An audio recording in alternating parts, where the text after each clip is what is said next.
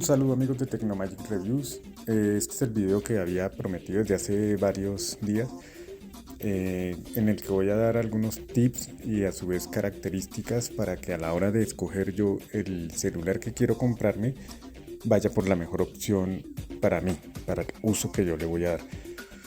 Como siempre y había indicado en los otros videos, no porque yo le vaya a dar un uso básico en donde no voy a tomar fotografías, muchas o quizás nunca, o porque no voy a ver series ni videos ahí, o porque no voy a tener el celular para jugar videojuegos, etc. Entonces voy por la opción más económica porque lo barato sale caro. Entonces, bueno, vamos a empezar con esto. Yo creo que el primer apartado importante para la mayoría de personas es la pantalla, porque pues la pantalla es la parte del dispositivo que vamos a estar viendo la mayor parte de veces, es con la que vamos a interactuar y es donde vamos a tener pues ese contacto con el entorno gráfico y todas las aplicaciones. La pantalla, bueno, hay dos tecnologías desde hace mucho tiempo, la IPS y de hecho todavía no sé si habrán TFT, pero estas dos tecnologías son pantallas pues relativamente normales, o sea, a color, etcétera, etcétera, responden al táctil bastante bien. Incluso hay TFT e IPS con pues hasta 120 Hz en tasa de muestreo, ¿no? Que es la velocidad con la que se van a, digamos, como en la que hay el refresco en la pantalla, pero lo que nosotros vamos a ver de manera sencilla es la velocidad de la transición en el movimiento de las imágenes, digamos así. Una de 60 Hz se va a ver como entrecortado, como un poquito atascado, mientras que la de 120 Hz va el doble de fluido, se siente demasiado fluido. Bueno, en el caso de las IPS y de las TFT, lo que tienen es que los ángulos de visión no son tan buenos, sobre todo en las TFT son pésimos. En las IPS mejoran un poco, pero cuando les incide el sol directamente sobre la pantalla es difícil poder ver lo que hay en la pantalla. Se oscurece o se pone gris demasiado y no podemos ver lo que hay ahí, no alcanzamos a ver, porque estas pantallas no alcanzan demasiados niveles de brillo, lo que llaman nits de brillos, que es la medida que tienen para el brillo bajo el sol. La otra tecnología de pantallas son las OLED, POLED, Super AMOLED, AMOLED, que pues en resumen es OLED, ¿no? Son pantallas en las que la tecnología, para explicarlo de manera sencilla, pues lo que hace es que, bueno, primero las capas sean más delgadas, pero aquí lo que ocurre es que los LEDs, de los que están hechos las pantallas, son iluminados, ¿no? Por una capa que hay debajo de ellos. Entonces, ¿qué ocurre? Que cuando, por ejemplo, tenemos fondos negros o estamos viendo una película, un video o utilizando el celular, cuando hay una parte negra, esos LEDs están apagados completamente. A diferencia que en las pantallas IPS, en donde no están apagados, lo que hacen es tomar un color similar al negro. O sea, cambian de color y se ponen gris oscuro, pero no es negro completo, eso se ha explicado en muchos videos. Yo lo que quiero hacer aquí es pues como darle rápido las pautas, ¿no? O las características. Estos LEDs se apagan y quedan completamente negros. ¿Qué produce esto? Que por un lado los colores sean más vivos, o sea, se intensifiquen más los rojos, los verdes, etcétera, ¿cierto? Se vean más vibrantes, y a su vez cuando se apagan los LEDs que están en negro, digámoslo así, pues eso hace que el detalle se vea más claro. Por ejemplo, si estamos viendo una película o un video, el rostro de la persona se va a notar más, pues no sé si tiene cicatrices, las arrugas, los poros de la piel, todo se va a ver con mayor nitidez, obviamente también dependiendo de la resolución de pantalla. Entonces estas pantallas son mejores, las OLED, POLED, AMOLED, Super AMOLED, por esta razón. Segundo, tienen mayor capacidad para aumentar el brillo bajo condiciones de luz, aumentan más el brillo, son más delgadas, y por otro lado, al apagarse los LEDs completamente, pues ahorran un poco más de batería en el día a día. Lo otro también, pues es como decía, pues depende de la resolución. Al día de hoy me parece que la resolución estándar y el que deberían tener todos los equipos es Full HD. Un equipo con HD pues se va a ver más o menos bien dependiendo del tamaño de la pantalla, pero es preferible Full HD, ya que pues es buena y no gasta tanta batería. Las pantallas 2K gastan un poco más o consumen un poco más de batería, y pues ya, pero la implementan sobre todo equipos de ya muy alto precio. Listo, esto en cuanto a las pantallas. Continuemos con el sonido. Hoy en día todavía salen a la venta equipos relativamente económicos de un solo parlante o un solo altavoz, pero también hay equipos de ya cierto precio, de ya costos más elevados, que también solo traen un altavoz, y muchas veces este altavoz puede ser de buena calidad, suena duro, como dicen en mi país, totean duro, suenan bastante alto, algunos incluso tienen buena calidad, pero yo recomendaría que sea lo que sea el uso que se le va a dar, si por el precio que yo voy a pagar hay un equipo que tiene un altavoz y hay otro que cuesta lo mismo y tiene doble altavoz, ir por el de doble altavoz porque en algún momento puntual nos puede ser útil. A eso es a lo que me refiero. No, es que este es más barato y yo no voy a escuchar música, no me interesa ver películas ni videojuegos, entonces compre el de un solo altavoz. No, por favor, o sea, no pensemos de esa manera, digamos, como tan limitada. Tratemos de ir siempre por el mejor. ¿Por qué? Porque en alguna llamada puntual el doble altavoz nos va a servir. Porque si se obstaculiza o si se obstruye el altavoz principal, que es el que está abajo, al menos podemos oír sonido por el de arriba, por ejemplo, en una videollamada, una videoconferencia, una cuestión de trabajo.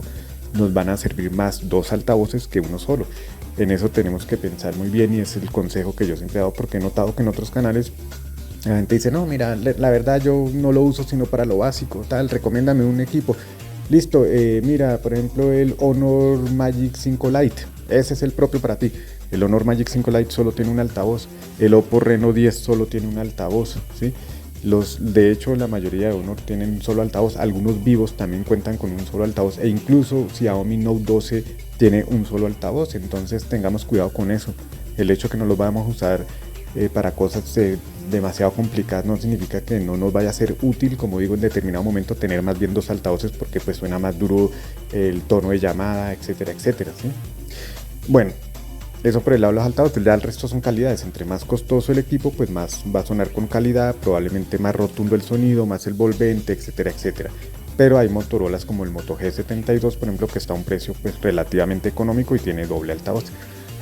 El siguiente punto, las cámaras. En la mayoría de gamas medias pues ya implementan cámaras pues bastante funcionales, quizás no las mejores del mercado y todo, pero que nos van a servir en el día a día. Ahí si alguien quiere y está enfocado en el tema de la fotografía, tiene que tener en cuenta por un lado el procesador, porque entre más potente el procesador, mejor va a ser, pues en teoría al menos, esa decodificación de las imágenes, llamémoslo así, o ese postprocesado de las imágenes, el tratamiento digital y todo esto, ¿no? La interpretación del algoritmo, etcétera, y por tanto el resultado final va a ser que sea mejor que un procesador pues de gama media baja.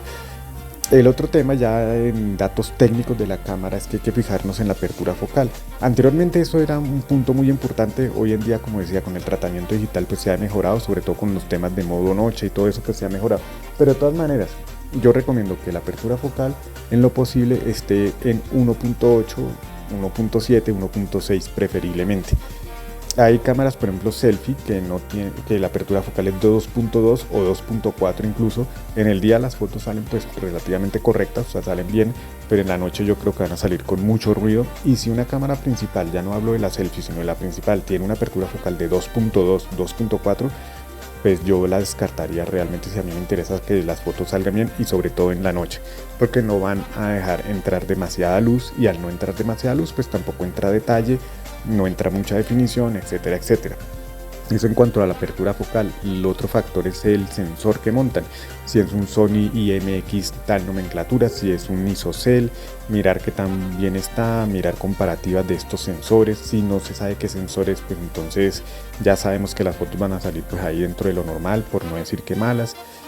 Hay que fijarnos en eso, en el sensor, los lentes que montan, ¿sí? Si el equipo está aliado con alguna compañía, por ejemplo Leica, si tienen alianza con Zeiss, con Hasselblad, que es el caso de Oppo, por ejemplo. Entonces esto lo que hace es que mediante hardware o algunos componentes de la cámara físicos, así mismo como tratamiento digital que ha sido trabajado por medio del software ya especializado de cada una de estas compañías, pues mejora, pues según los gustos, el resultado final de la fotografía. En este aspecto, pues yo recomiendo ver comparativas, reviews, análisis, comentarios. A veces hay personas que les gusta más un resultado, a otros les gusta más otro resultado. Entonces hay que mirar varias comparativas y mirar que el mayor número de comentarios sean positivos hacia tal marca, hacia tal cámara, hacia tal alianza. Esa de pronto sea la mejor opción. Luego, por cierto, pues ir uno y personalmente estar ensayando estos equipos.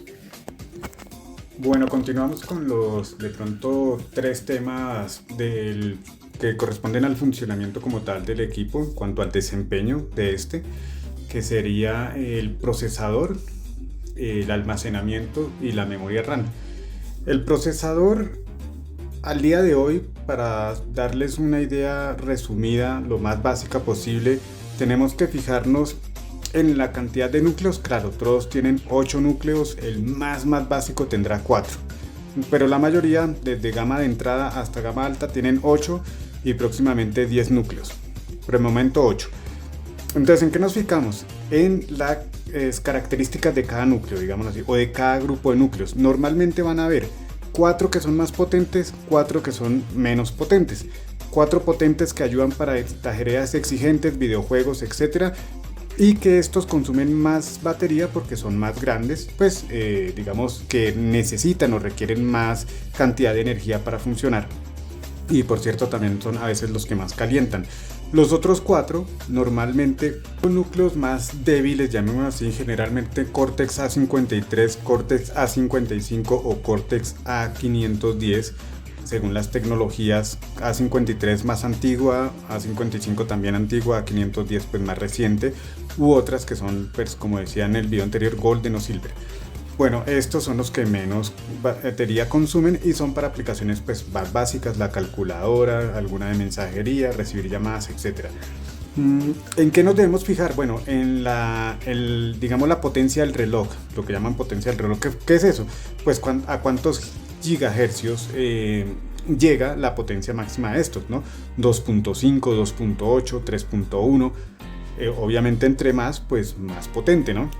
Yo creo que para la gama media entre 2.8 y 3.0 está bastante bien, dependiendo de la tecnología. Otro factor importante, la digamos litografía construcción, que es digamos como el tamaño que hay ahí, por decirlo de una manera pues bastante brusca, ¿no? Por decirlo así, de semiconductores, ¿no?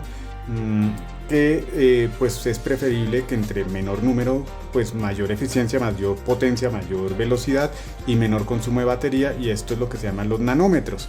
Entonces de 6 nanómetros está bastante bien, 5 nanómetros, 4 nanómetros van hoy en día, pues en ese promedio está bien. Si no mira el procesador y está de 6 nanómetros, bueno, ese funcionará bastante bien. Y también pues obviamente la empresa que lo produce, ¿no? En este caso Snapdragon o MediaTek o Exynos o HiSilicon, que son los de Huawei. Hay otros que son los Unisoc y así por el estilo, hay varios, ¿no? El más recomendado desde luego siempre va a ser Snapdragon. El siguiente punto es el almacenamiento interno. Creo que este es un punto que se ha descuidado mucho y del que poco se habla, y es que normalmente en las reviews nos dicen, bueno, la memoria interna 256 GB, 128 GB, etcétera, etcétera. Ok. Y sobre la tecnología se nos dicen, bueno, UFS 2.2 y pasan de largo.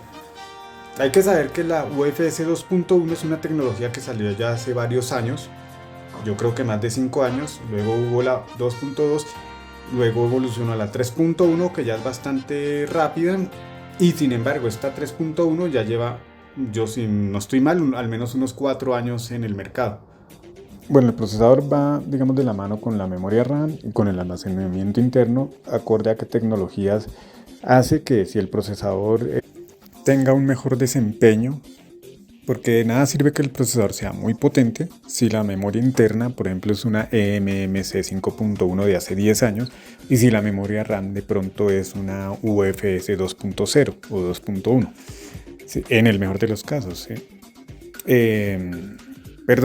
Bueno, en esos casos, o que la memoria RAM, por ejemplo, sea DDR3, una cosa así. Entonces, la idea es mirar las características en detalle para saber que la tecnología al menos sea lo más reciente posible acorde al precio que estamos pagando. Como digo, revisar tal Motorola, tal Xiaomi. ¿Qué memoria RAM tiene este? ¿Qué memoria RAM tiene el otro? ¿Qué procesador tiene este? ¿Qué procesador tiene el otro? Sobre todo, ¿qué tecnología de almacenamiento interno tiene Motorola? ¿Qué tecnología de almacenamiento interno tiene el Xiaomi? Y comparamos y nos vamos por el que ojalá tenga la tecnología más reciente, a no ser que esto realmente no sea tan relevante para nosotros y hayan otros componentes que nos llamen más la atención, como puede ser la cámara, funcionalidad de la cámara, que el uno tenga estabilizador óptico de imagen y el otro de pronto no la tenga, o que el uno se pueda sumergir y el otro no, etcétera, etcétera. Entonces, lo recomendable en cuanto a almacenamiento interno, UFS 2.2, UFS 3.1, lo recomendable en memoria RAM, mínimo DDRX4, DDRX4, lo mínimo sería DDR4X o DDR5, preferiblemente DDR5. Y el procesador, pues 8 núcleos, preferiblemente 6 nanómetros si es posible, 6 nanómetros a 5 nanómetros está bien en la gama media, gama alta desde luego 4 nanómetros, dentro de poco ya salen los de 3, entonces pero 4 nanómetros está bien. Ahora ya cuanto a las marcas de procesadores, pues hombre, Snapdragon si se puede, si no, tranquilos, o sea, no hay problema, si es un Exynos 2100, 2200, pues no hay problema, o sea, tampoco va a ser un drama completo, ¿sí? Si es un Dimensity 9000, una cosa por el estilo, ¿sí? Incluso desde el mismo Dimensity 1080, si no estoy mal, que por ejemplo este tipo de la gama, digamos, del Dimensity de MediaTek desde el 8000 en adelante, cosas así, de todas maneras, como digo, comparar, mirar las especificaciones, cada cuántos nanómetros va, los 4 núcleos más potentes hasta cuánto llegan, qué arquitectura es, los 4 menos potentes cuánto es. Y ya para finalizar, bueno, el tema de la batería y carga rápida, me parece que baterías de 4500 mAh a 5000 están bien, si no nos importa mucho el tamaño. La carga rápida, necesito que cargue súper rápido porque yo me voy todo el día y no vuelvo a la casa y tal. El cargador, porque necesito estarlo cargando, le doy mucho uso. 67 vatios para adelante está bien. En los Samsung, que son el S23 Plus y el S23 Ultra, 45 vatios también me parece que está pues suficiente, o sea, pues al menos va a cargar relativamente rapidito. Si no nos angustia mucho, si nos interesan más otros factores, otros apartados, pues por ejemplo en caso mío, 25 vatios, que hoy en día es una carga lenta, la verdad, relativamente lenta, pero a mí no me ha sido ningún problema, la verdad, ningún absoluto problema. Lo pongo a cargar siempre cuando estoy viendo alguna serie, cuando estoy cocinando, cuando estoy en el trabajo, y ya lo tengo bien. En media hora, 40 minutos ya lo tengo cargado al porcentaje que yo necesito, y el resto del día me dura la batería completo. Entonces pues ahí está, ¿no? Los gastos de batería siempre se han hecho de algunas aplicaciones como Facebook, por ejemplo, Instagram, y estas aplicaciones pesadas casi siempre consumen datos y además almacenamiento, entonces pues no recomiendo usar estas aplicaciones. Y yo creo que estos serían los tips más importantes. Como siempre digo, vean, un último consejo: a veces, o la mayoría de las veces, hay equipos del año pasado o antepasado de gama alta al mismo precio que los de gama media de este año y que funcionan mucho mejor. Si no estamos muy interesados en el tema de tener la última actualización o que las actualizaciones nos duren de aquí al 2028, un equipo de esos nos va a ser muchísimo mejor que un gama media este año, en todo sentido, ¿sí? Entonces también es una muy buena opción mirar de pronto equipos que han salido de gama alta en el 2021 y en el 2022, si están al mismo precio que un gama media premium de este año, yo iría por esos. De todas maneras, como digo, miremos realmente para qué le vamos a dar uso, qué es lo que yo más quiero. Luego miremos las características y tercero, no nos guiemos porque voy a invertirle lo menos que pueda porque yo casi no lo uso. Vayamos por lo mejor porque es para nosotros mismos, que nosotros podamos de verdad tener algo de buena calidad a pesar de que no tengamos mucho dinero. Esa sería la última recomendación.